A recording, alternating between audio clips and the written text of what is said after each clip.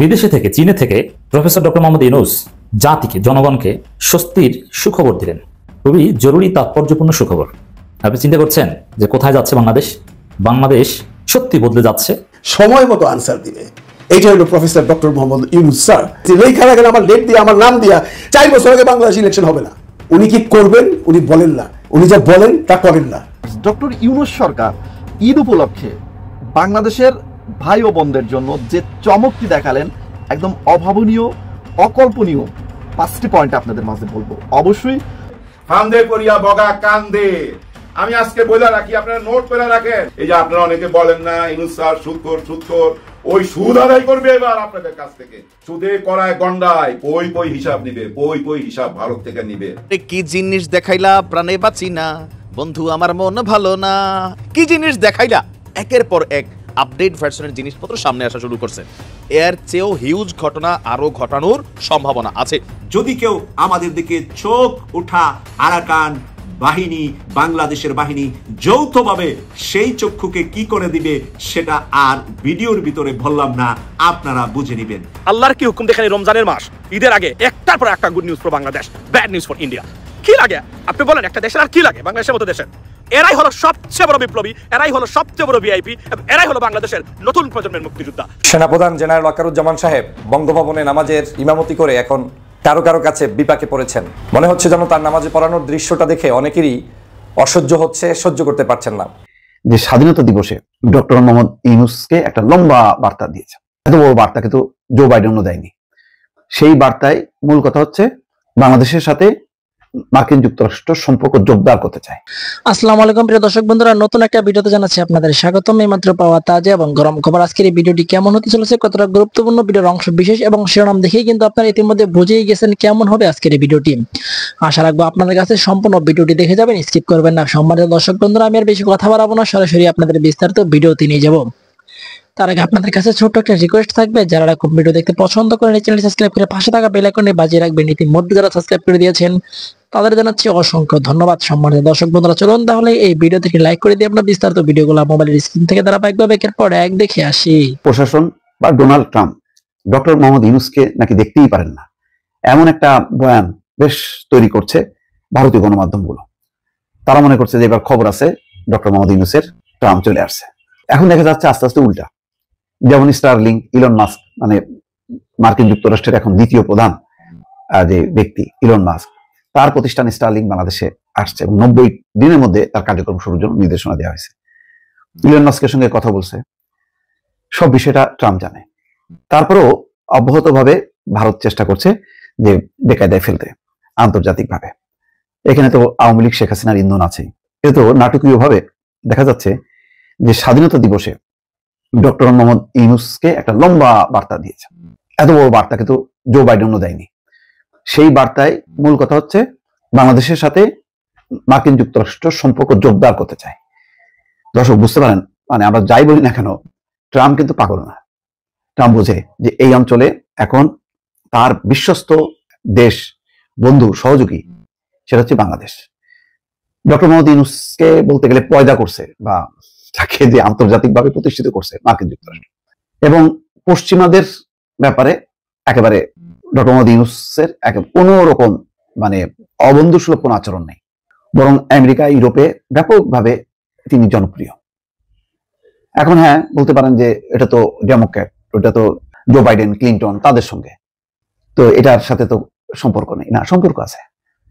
যে দলের সাথেই হোক না কেন, তারা বোঝে যে এটা আমেরিকার সাথে একটা সম্পর্ক আছে। সুতরাং এবার কিন্তু সেটা ডোনাল্ড ট্রাম্পও প্রমাণ করলো। একটা অ্যাকশনও কিন্তু নিচ্ছে পর্যন্ত বাংলাদেশের বিরুদ্ধে না, কোনো অ্যাকশনই কিন্তু নেয়নি। যেভাবে পিঠ মোড়া দিয়ে পায়ে ডান্ডা বেড়ি পড়ায় ভারতীয়দেরকে পাঠাইছে, বাংলাদেশের কাউকে পাঠায়নি। যাদেরকে অবৈধ করছে তাদেরকে নোটিশ করছে, তারা আস্তে আস্তে একজন দুজন করে বাংলাদেশে ফিরে আসছে। এখন পর্যন্ত কার্যত নেয়নি। এর মধ্যে ওই যে তুলসী গাবার্ডের একটা বক্তব্য নিয়ে বেশ হইচই তোলা হলো, কিন্তু গুগল তারা বলতেছে কি, বলতেছে না এটা তো সামগ্রিকভাবে বলা, এটা ইউনূসকে উদ্দেশ্য করে না। বাংলাদেশের সংখ্যালঘুদের যেই উপর অত্যাচার, নির্যাতন এবং ইসলামিক খেলাফত, এটা হলো সবসময় এই প্রবণতা আছে। এটা শেখ হাসিনার সময়ও এখনো আছে, কিন্তু মার্কিন পররাষ্ট্র দপ্তর তো প্রশংসা করছে, ভারত কিন্তু সেগুলোকে কাউন্ট করতেছে না। এখন দেখেন ঈদের শুভেচ্ছা জানিয়েছেন প্রধান উপদেষ্টা ডক্টর মোহাম্মদ ইউনূসকে ডোনাল্ড ট্রাম্প।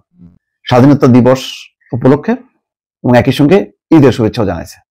কি বলছে যে বৃহস্পতিবার সকালে প্রধান উপদেষ্টার ভেরিফাইড ফেসবুক পেজে দেওয়া এক পোস্টে প্রেসিডেন্ট ট্রাম্পের শুভেচ্ছা বার্তাটি প্রকাশ করা হয়। শুভেচ্ছা বার্তায় ট্রাম্প লিখেছেন, আমেরিকান জনগণের পক্ষ থেকে আমি আপনাকে বাংলাদেশের জনগণকে স্বাধীনতা দিবসের শুভেচ্ছা জানাচ্ছি। এই পরিবর্তনের সময় বাংলাদেশের জনগণের জন্য গণতন্ত্র, অর্থনৈতিক অগ্রগতি এবং বর্ধিত নিরাপত্তার জন্য সক্ষমতা তৈরির একটি সুযোগ এনে দিয়েছে। অর্থাৎ 5ই আগস্টের পরিবর্তনের কথা বলতেছে, এটা একটা বিরাট একটা সুযোগ এনে দিয়েছে যে গণতন্ত্র, অর্থনৈতিক অগ্রগতি এগুলিকে নিশ্চিত করা। তিনি আরো বলছেন, আসন্ন এই গুরুত্বপূর্ণ বছরে আমাদের অংশীদারিত্ব অব্যাহত রাখার জন্য মার্কিন যুক্তরাষ্ট্র উন্মুখ। আমি আত্মবিশ্বাসী যে আমরা আমাদের সম্পর্ক জোরদার করার সঙ্গে সঙ্গে আমাদের দ্বিপাক্ষিক অর্থনৈতিক উন্নয়ন এগিয়ে নিতে পারবো এবং ইন্দো প্যাসিফিক মহাসাগরীয় অঞ্চলে আঞ্চলিক নিরাপত্তা উন্নয়নে একসঙ্গে কাজ করতে পারবো। মার্কিন কমান্ডাররা চলে আসছে এবং তারা সামরিক সহযোগিতা বাড়াতে চায় বাংলাদেশের সঙ্গে, সামরিক যন্ত্রপাতি তারা বাংলাদেশে বিক্রি করতে চায়।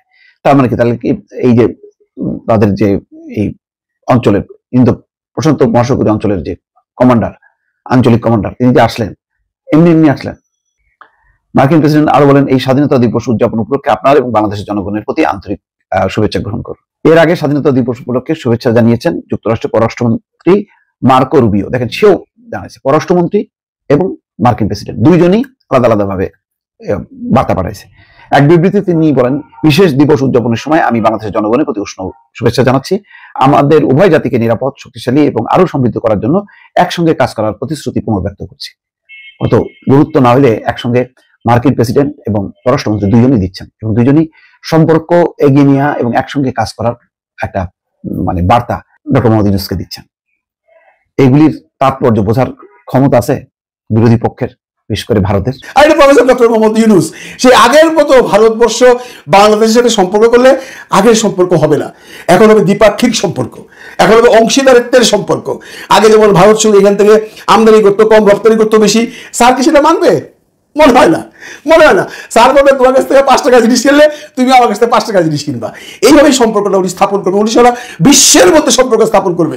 একটা কথা মনে রেখেন, এই যে অনেকে আজকে বলতেছে না, গতকালকার ভাষণে স্যার কেন বললেন না ইলেকশনটা কবে হবে?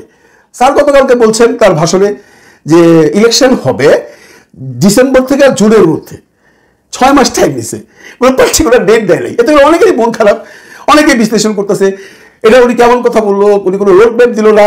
ভাই তাদের জন্য বলতেছে এবং যারা দেখতেছেন তাদের জন্য বলতেছি, লেখা রাখেন আমার ডেট দিয়ে, আমার নাম দিয়া, 4 বছর আগে বাংলাদেশ ইলেকশন হবে না।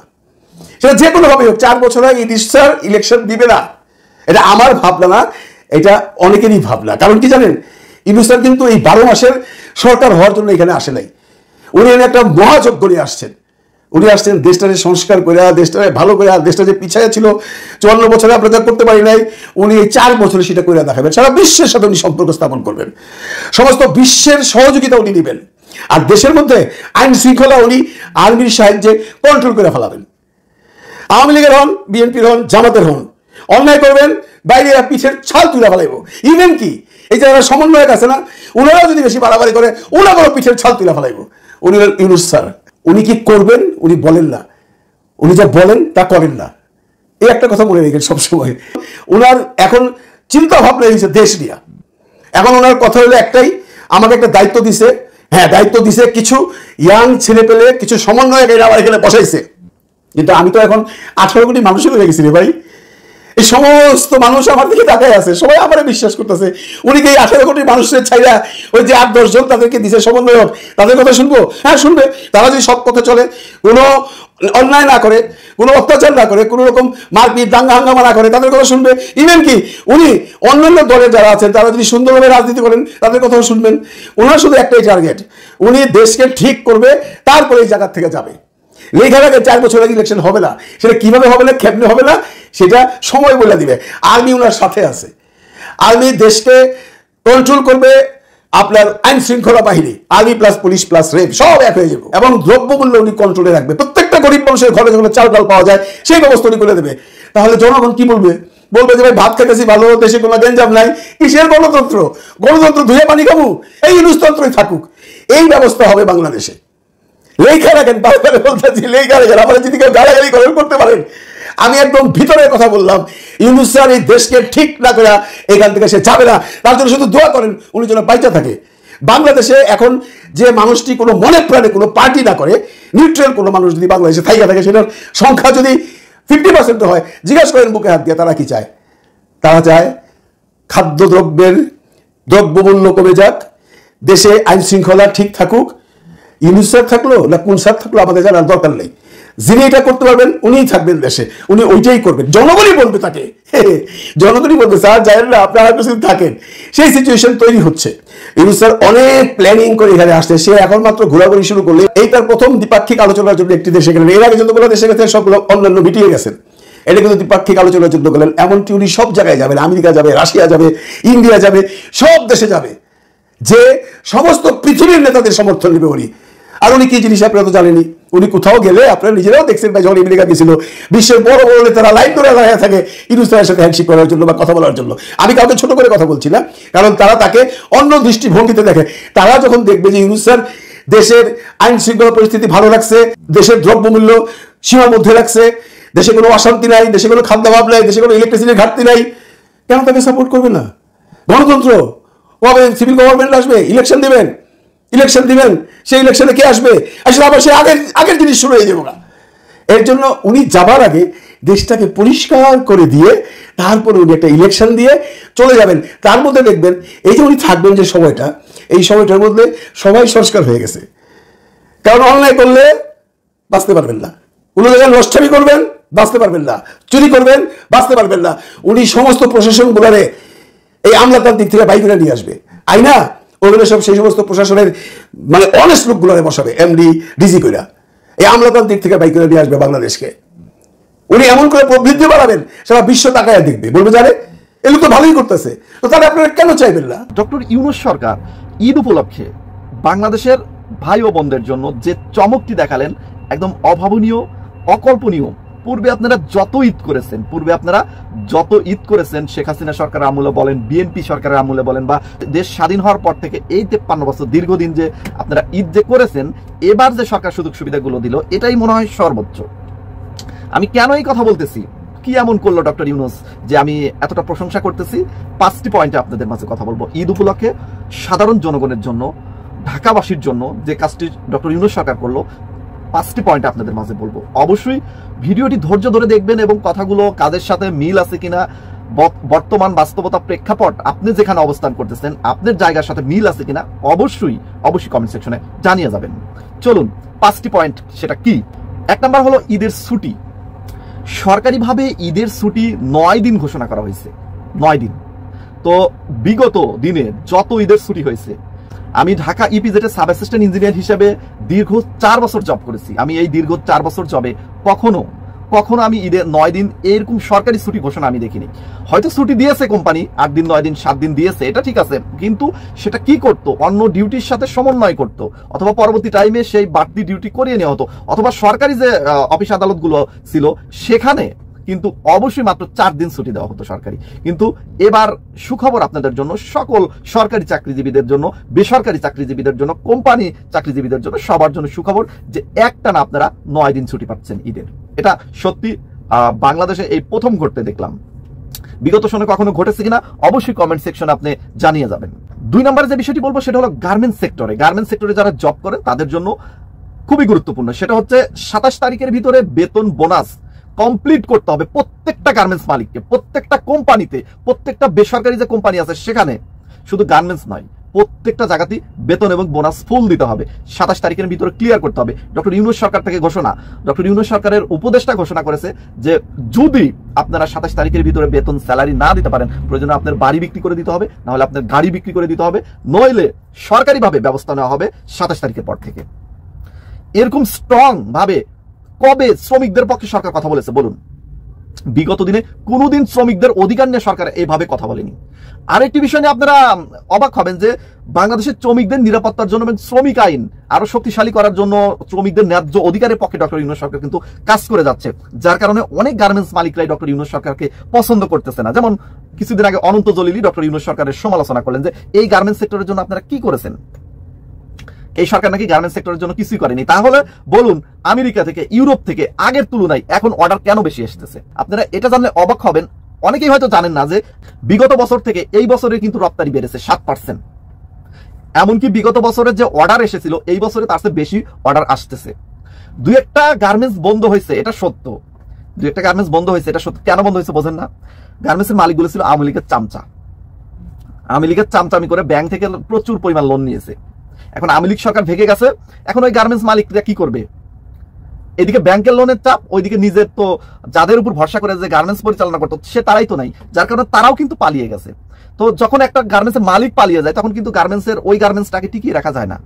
অনেক সময় মালিক পালিয়ে গেলে অন্য কেউ হাল ধরতে পারে যদি সেরকম লোক থাকে বা সেটিং করা থাকে, কিন্তু বেশিরভাগ ক্ষেত্রেই কিন্তু এটা হয় না, পারে না। তো যার কারণে কিন্তু ধীরে ধীরে কিছু গার্মেন্টস কিন্তু বন্ধ হয়ে গেছে। এটা কিন্তু ডক্টর ইউনূস সরকার ব্যর্থতার জন্য বন্ধ হয়নি, বরং ডক্টর ইউনূস সরকার, আওয়ামী লীগ সরকার চেঞ্জ হওয়ার ফলেই এটা বন্ধ হয়েছে এবং তারা প্রচুর পরিমাণ ব্যাংকগুলো থেকে লোন নিয়ে ব্যাংক খালি করে পালিয়ে গেছে।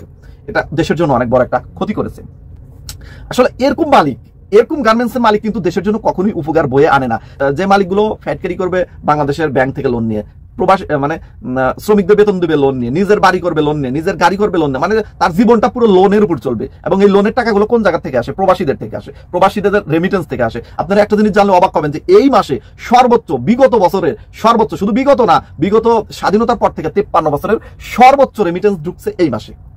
প্রবাসীরা কি পরিমাণ ডক্টর ইউনূস সরকারকে ভালোবাসে এবং দেশের জন্য কাজ করতেছে চিন্তা করেন। এই হলো 2 নম্বর পয়েন্ট, যে প্রত্যেকটা সেক্টরই বেতন স্যালারি ঠিক মতো দিতে হবে, তা না হলে খবর আছে। এটা ডক্টর ইউনূস সরকার দ্বারা সম্ভব হয়েছে। কোন নির্বাচিত সরকার এইভাবে কথা বলবে না, কারণ নির্বাচিত সরকারের চামচারা, নির্বাচিত সরকারের ওই উপর পর্যায়ের লোকগুলোই হতেছে এই শ্রমিকদের শোষণ করে খায়। কিন্তু এখন তো ডক্টর ইউনূস সরকার কাউকে দেখার টাইম নাই যে গার্মেন্টস মালিককে তুমি অনন্ত জলিলে তোমার গোনার টাইম নাই, অথবা তার চেয়ে বড় যারা মালিক আছে তাদেরও গোনার টাইম নাই। তুমি ন্যায্যতার ভিত্তিতে তুমি ফ্যাক্টরি পরিচালনা করেছো, তুমি শ্রমিকদের বেতন দিবা। তুমি বাড়ি গাড়ি করো, তুমি বিলাসিতা করো, তুমি বিদেশ ভ্রমণ করো, নানান কিছু করতে পারো, তুমি স্যালারি দিতে পারবা না, গার্মেন্টস পরিচালনা করবা। আমি তো ঢাকা শহরে ছিলাম, আমি দেখেছি প্রত্যেকটা বছরই গার্মেন্টস শ্রমিকদের সাথে ঈদ আসলেই কাহিনী শুরু করে দেয় মালিকগুলো। দেখবেন যে কাজ বৃদ্ধি করে দিয়েছে, ডিউটি বৃদ্ধি করে দিয়েছে, জানের উপর উঠে দিয়েছে, অথবা বেতন স্যালারি ঠিক মতো দিচ্ছে না। কিছু কিছু গার্মেন্টস মালিক ভালো আছে, তাদেরকে আমি স্যালুট জানাই, আপনারা অবশ্যই আপনারা প্রশংসা পাওয়ার যোগ্য। কিন্তু অধিকাংশ গার্মেন্টস মালিক যারা শ্রমিকদের রক্ত শোষণ করে খেতে চায় তাদের উদ্দেশ্যেই আমাদের কথা, এবং তাদের উদ্দেশ্যেই সরকার তাদের এগেনস্টেই ব্যবস্থা নিয়েছে। এবং 12 জন গার্মেন্টস মালিককে বিদেশ ভ্রমণ নিষেধাজ্ঞা দিয়েছে, যে আগে বেতন স্যালারি ক্লিয়ার করো তারপরে বিদেশ যাবা, এর আগে না। তুমি নিজে বিদেশ যা বিলাসিতা করবা, আর এদিকে গার্মেন্টস শ্রমিকরা বেতন না পেয়ে ঈদ করতে পারবে না, এটা তো হবে না। তো এই হলো ডক্টর ইউনূস সরকারের 2 নম্বর সাফল্য। চলুন তাহলে 3 নম্বরে কি করলো ডক্টর ইউনূস সরকার, এটা আরো গুরুত্বপূর্ণ। 3 নম্বরে কি করেছে দেখুন। পরিবহন সেক্টরে ডক্টর ইউনূস সরকার ঘোষণা দিয়েছে বাড়তি ভাড়া নিতে পারবে না, এমনকি এটা তদারকি করা হবে। বিগত দিনের যে বাস মালিক বলেন বা লঞ্চ মালিক বলেন, যে যারা শ্রমিকদের থেকে বাড়তি ভাড়া নিত, তারা কিভাবে নিত জানেন? 100 টাকার ভাড়া 500 টাকা নিত, 500 টাকার ভাড়া 2000 টাকা নিত। আমি নিজেই অনেক সময় ঈদের সময় গেছি, যে আমাদের আমি যে ঢাকা ইপিজেডে জব করতাম সেটা হলো বাইপাইল, সাভার বাইপাইল। সেখান থেকে আমাদের সিরাজগঞ্জের ভাড়া হচ্ছে 250 টাকা ছিল তখন, 250 টাকা ছিল তখন। কিন্তু আমি যখন বাড়িতে গেছি 1000 টাকার উপরে ভাড়া দিয়েছি। এরপরও ভালো গাড়ি পাওয়া যাচ্ছে না। তো এই যে একটা দুর্নীতি, এই যে একটা লুটপাট, এটা কিন্তু মানে এটা কিন্তু আয়ত্ত আনার জন্য ডক্টর ইউনূস সরকার আপ্রাণ চেষ্টা করতেছে। আমি জানি না কতটুকু সফল হবে, আমি জানি না কতটুকু সফল রাস্তায় এটা দেখা যাবে, তবে তিনি চেষ্টা করতেছেন। আপনারা যারা আমার ভিডিওটা দেখতেছেন তারা অবশ্যই কমেন্ট সেকশনে জানিয়ে যাবেন যে আসলে কি পরিস্থিতি, আগের চাইতে উন্নত আছে কিনা। আগে যদি 1000 টাকা ভাড়া নিত, এখন 800 টাকা নিচ্ছে কিনা বা 500 টাকা নিচ্ছে কিনা। সম্পূর্ণ তো আসলে থামানো সম্ভব নয়। সম্পূর্ণ পরিবর্তন করতে হলে, সম্পূর্ণ সবকিছু দুর্নীতি মুক্ত করতে হলে অবশ্যই ডক্টর ইউনূস সরকারকে আরো সময় দিতে হবে। এইটুকু সময়ের ভিতরে সবকিছু দিক একদম 100% সফল হওয়া কিন্তু সম্ভব নয়। তো এরপরও সর্বোচ্চ চেষ্টা করতেছে। যেমন ট্রেনের কথা বলতেছে, বিশেষ করে ট্রেন জার্নিতে যে টিকিট সিন্ডিকেট গুলো হতো, অনলাইনে টিকিট সিন্ডিকেট, সেগুলো কিন্তু একদম নেই বললেই চলে। এবং সুন্দর জার্নি করার জন্য কিন্তু সর্বোচ্চ সেখানে নানা রকম কবে নাগাদ নির্বাচন হওয়া উচিত সেটা নিয়ে সেনাবাহিনীর সর্বোচ্চ পর্যায়ের এক ধরনের একটা বক্তব্য আমাদের সামনে এসছে। ইনফ্যাক্ট একটা অফিসার্স অ্যাড্রেস হয়েছিল 2 দিন আগেই, আমাদের নিশ্চয়ই মনে আছে। কেউ বলার চেষ্টা করেছিলেন এই অ্যাড্রেসের মধ্য দিয়ে সেনাপ্রধান নাকি জরুরি অবস্থা জারি করার কথা বলবেন।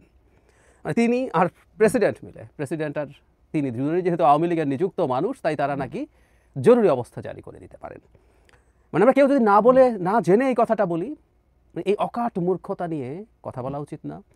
এটাও একটা অপরাধ বলে আমি মনে করি। আর কেউ যদি জেনে শুনে এটা বলি, জরুরি অবস্থা কীভাবে জারি হয়, কাকে জারি করতে হয়, সেটা নিয়ে আমি আলাদা ভিডিও করেছি, আপনারা দেখেছেন নিশ্চয়ই। জেনে শুনে করলে এটা একটা ডিসইনফরমেশন, দেশে একটা বাজে অস্থিরতা তৈরির ক্লিয়ার প্রচেষ্টা বলেই আমরা দেখব। এটা আরও ভয়ঙ্কর অপরাধ। যাই হোক, এই অফিসার্স অ্যাড্রেস হয়েছে এবং এখানে নির্বাচন নিয়ে সিনিয়র অফিসাররা কথা বলেছেন। এখানে শীর্ষ সামরিক কর্মকর্তারা উপস্থিত ছিলেন। সশরীরে অংশগ্রহণের পাশাপাশি দেশের বিভিন্ন ইউনিট থেকে সব স্তরের সেনা সদস্যরাই ভার্চুয়ালি এতে যোগ দেন।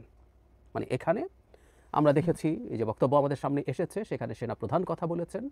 সেনাপ্রধান বিভিন্ন পত্রপত্রিকায় এরকম এসছে, বিশেষ করে সাম্প্রতিক সময়ে কিছু উত্তেজনাকর পরিস্থিতি তৈরি হয়েছে জনাব হাসনাত আবদুল্লাহর একটা ফেসবুক স্ট্যাটাসকে কেন্দ্র করে, যেখানে তিনি সেনাপ্রধানকে এর মধ্যে ইনক্লুড করেছেন এবং কিছু বক্তব্য এনেছেন। তার বক্তব্যে সেনাপ্রধান কথাটা ছিল না, ভিন্নভাবে ছিল, কিন্তু পরবর্তীতে ইট ওয়াজ এক্সপোজড যেটা সেনাপ্রধানই ছিলেন এবং সেনাবাহিনীর পক্ষ থেকে এটা স্বীকারও করা হয়েছে। সেটা নিয়ে এক ধরনের স্ট্রেস সেনাবাহিনীর মধ্যে তৈরি হয়েছিল, সেটা তিনি শান্ত করার চেষ্টা করেছেন সবাইকে। খুবই প্রশংসনীয় ব্যাপার, খুবই প্রশংসনীয় ব্যাপার। কিন্তু এই সভায় এটা যেহেতু ফর্মাল কোনো পাবলিক অ্যাড্রেস না, তাই আমরা বিভিন্ন সূত্রের বরাতে খবর পেয়েছি। গুরুত্বপূর্ণ পত্রিকা, ট্রাস্টেড পত্রিকা এগুলো পাবলিশ করেছে, তাই আমরা এটাকে গুরুত্ব দিয়ে দেখব। দ্য বিজনেস স্ট্যান্ডার্ড থেকে পড়ছি, এখানে বেশ কিছু ইস্যু এসছে। সিনিয়র কর্মকর্তারা কতগুলো কথা বলেছে। এর মধ্যে জুলাই অভ্যুত্থানের সংগঠকদের একাংশ সেনাবাহিনীকে রাজনৈতিক হস্তক্ষেপের যে দায় দিয়েছেন, সেই অন্যায্য অভিযোগ নিয়ে বৈঠকে হতাশা প্রকাশ করেন কর্মকর্তারা সেনাবাহিনীকে জাতীয় ঐক্যের প্রতীক হিসেবে উল্লেখ করে এই ধরনের বক্তব্য বন্ধের আহ্বান জানান। অতীতে জাতীয় সংকটের সময় সেনাপ্রধানের নেতৃত্বের প্রশংসা করে কর্মকর্তারা তাকে সাংবিধানিক ক্ষমতার মধ্যে থেকে জাতীয় স্বার্থ, জনশৃঙ্খলা ও সার্বভৌমত্ব রক্ষার আহ্বান জানান। তারা একটি অবাধ, সুষ্ঠু ও সর্বজন গ্রাহ্য নির্বাচনী প্রক্রিয়া নিশ্চিত করতে আইনি ও সাংবিধানিক পদক্ষেপের প্রয়োজনীয়তার উপরেও জোর দেন। আর একটা কথা খুব ক্লিয়ার, এটা এভাবে লেখা আছে, অফিসাররা স্পষ্টভাবে জানিয়েছেন ডিসেম্বরের মধ্যে প্রত্যাশিত সাধারণ নির্বাচন অনুষ্ঠিত হওয়ার পর তারা ব্যারাকে ফিরে যেতে চান। এখন আমাদের সেনাপ্রধানের বক্তব্য আগেও যেমন ছিল ডিসেম্বর। মানে মনে আছে কিছুদিন আগে রাওয়া ক্লাবে একটা বৈঠকে তিনি এক সভায় তিনি বক্তৃতা করেছেন। ইট ওয়াজ এ পাবলিক অ্যাড্রেসিং, মানে ওখানে ক্যামেরা ছিল, সব কিছু আমরা এটা দেখতে পেরেছি। সেখানে তিনি ডিসেম্বরের মধ্যে নির্বাচনের জন্য ডক্টর ইউনূসের সাথে তিনি যতবার বৈঠক করেছেন তারা একমত হয়েছেন এরকম বলেছেন এবং রেফার করেছেন এর আগে তিনি 18 মাসের মধ্যে নির্বাচনের কথা বলছেন। সেনাবাহিনীর জেনারেলরাও একই রকম কথা বলছেন।